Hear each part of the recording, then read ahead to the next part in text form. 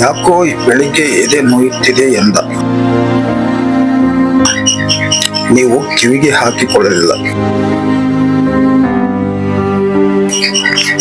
ತಾನೇ ನಡೆದುಕೊಂಡು ಹೋಗಿ ಯಾವ ಓದು ಬರಹ ಇಲ್ಲದ ಸೂಳೆ ಮಗ ನಡೆಸುವ ವೈದ್ಯಾಲಯದಲ್ಲಿ 2 ಸೂಜಿ ಮಾಡಿಸಿಕೊಂಡು ಮಣ ಮಾತ್ರೆಗಳನ್ನು ತಗೊಂಡು ಬಂದು ನುಂಗಿದ.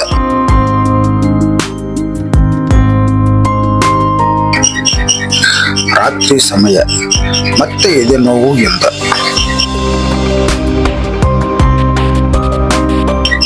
ನಕಲಿ ವೈದ್ಯನಿಗೆ ಭಯ, ಶಹಾಪುರಕ್ಕೆ ಹೋಗಬೇಕು ಎಂದ. ನಿಮ್ಮೂರು ಶಹಾಪುರದಿಂದ 15 ಕಿಲೋಮೀಟರ್ ದೂರ, ಹೇಗೆ ಹೋಗುವುದು? ಆ ಸಮಯದಲ್ಲಿ ಬಸ್ ಇಲ್ಲ, ಆಟೋಗಳನ್ನು ಹುಡುಕಬೇಕು, ಅವರು ಬೇಗ ಬರುವುದಿಲ್ಲ.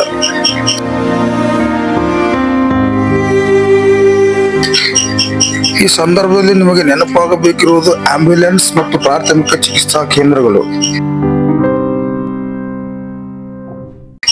ಅವು ಹಾಳು ಬಿದ್ದ ಕಾರಣ ಅವು ನಿಮಗೆ ನೆನಪಾಗುವುದಿಲ್ಲ.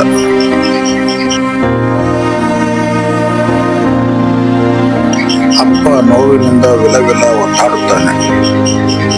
ಏನು ಮಾಡಬೇಕು ನಿಮಗೆ ತೋಚುವುದಿಲ್ಲ. ಯಾರೋ ಆಂಬ್ಯುಲೆನ್ಸ್ಗೆ ಕಾಲ್ ಮಾಡುತ್ತಾರೆ. ಕಾಲ್ ಕನೆಕ್ಟ್ ಆಗಲು ಅರ್ಧ ಗಂಟೆ ಹಿಡಿಯುತ್ತದೆ. 15 ಕಿಲೋಮೀಟರ್ ದೂರದ ದಾರಿಯನ್ನು ಕ್ರಮಿಸಲು ಅದಕ್ಕೆ 1 ತಾಸು ಹಿಡಿಯುತ್ತದೆ. ನೀವು ನಿಷ್ಕ್ರಿಯಗೊಂಡ ಅಪ್ಪನನ್ನು ಆಂಬ್ಯುಲೆನ್ಸ್ ನಲ್ಲಿ ಹಾಕಿಕೊಂಡು ಶಹಾಪುರಕ್ಕೆ ಬಂದಾಗ ಡಾಕ್ಟರ್ ಏನಂತಾರೆ ಗೊತ್ತೇ?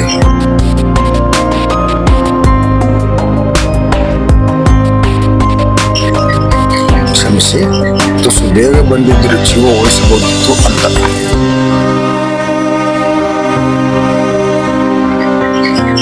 ಬೇರೆ ಏನೂ ತೋಚುವುದಿಲ್ಲ.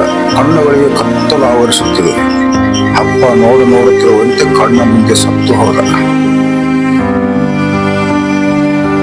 ಮನೆಯಲ್ಲಿ ಹಣವಿತ್ತು, ಪಕ್ಕದಲ್ಲಿ ಸಿಟಿ ಇತ್ತು.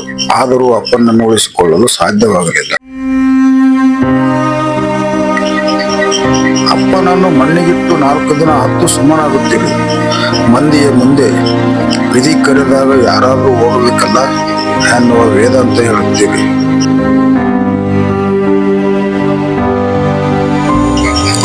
ಅಪ್ಪನ ಸಾವಿಗೆ ಕಾರಣ ಯೋಚಿಸುವುದಿಲ್ಲ.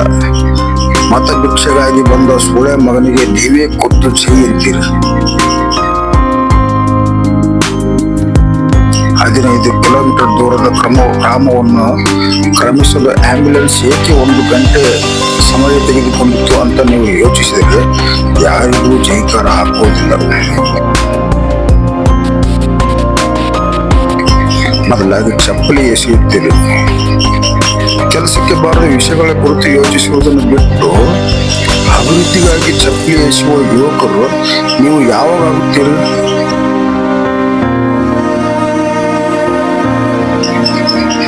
ಅಪ್ಪ ಸತ್ತ ಮೇಲೆ ಮನೆ ಸ್ಮಶಾನವಾಗಿ ಹೋಯಿತು.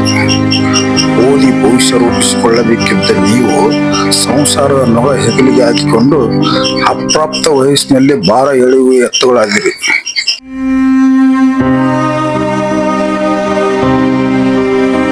ಯೋಚಿಸಿ ಯುವಕರೇ.